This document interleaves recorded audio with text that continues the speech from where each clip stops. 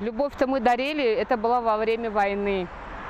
Да, 91-й. ما با فرزندانمون محبت بخشیدیم. این در سالهای 90 زمان جنگ شهروندی بود. چه خیلی گویم. شخصا من هر چی که به پسرم بخشیدم امروز او جبران میکند. به من کمک مالی میکند. در کارهای خانه یاری میرساند. مرا راهبرداری میکند. مشورت میدهد به من. چه نارسایی که من داشته باشم او کمک Если мне где-то у меня какие-то недостатки, он мне помогает. شکر خدا فرزندم حاضر صنف 8 گذاشتن گیمنازیدا میخونن. به هر حال من حس میکنم که دخترچم گپی من در زمین نمیمونه. با قدر امکان کوشش به خیر میدهد، به خرج میدهد که دانش آموزد تا که در آینده پدر و مادر خود را در دم پیریش دستگیری کند. Я вижу это то, что они хорошо учатся. من میبینم که آنها تحصیل خوب دارند.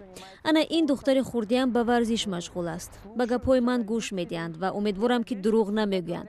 فکر میکنم این بهای از همه بلند و تلاش‌های من است. دختر کلونیم در مسکو تحصیل میکند. فکر میکنم همه آن چیزی که من به او بخشیدم با تحصیل اعلی جبران میکند. در آینده کاری خوب و شاید کمک به والدین از جهت مالیوی. این چیزی است که من انتظارم. Это самое главное, что я могу ожидать от своих детей. انا 5 فرزند دارم. فرزندام نمیوان که مادری ما در جای میکوان. بیا بچه‌م گوش ده بچه‌ای می سیم بدو بوچ دیرم. شبیه دیگر تاید میزنه شناید میزنه زن میبرشن. یا دختر ما میشنوشم یا دختر ما خلاص میرم دیگه اون 4 تاش به درکه.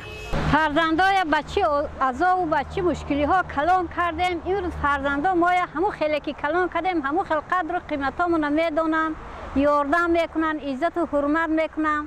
حرمت در زبان شیرینشون ببینم، در مهربانیشون میبینم. همینش بسای دیگه همه چی هست. همین نفقه میگیرم، همین نفقه به خودم بسای، همین مهربانی هوایی زبان شیرین کلینای و همون فرزندا به من بس.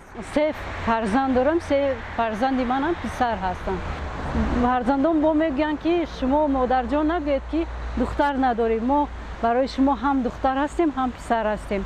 شما خسته نشوید، زیق نشوید. ما تمامی با زندگی شما با کارهای زندگی شما کمک میرسانیم. وقتی که بیمار میشم من تست فشارم بلند میشود. آنها تا روزه در بالین سرم میشینن که من بیمار نشوم. مثال بیماری ما حس نکنم.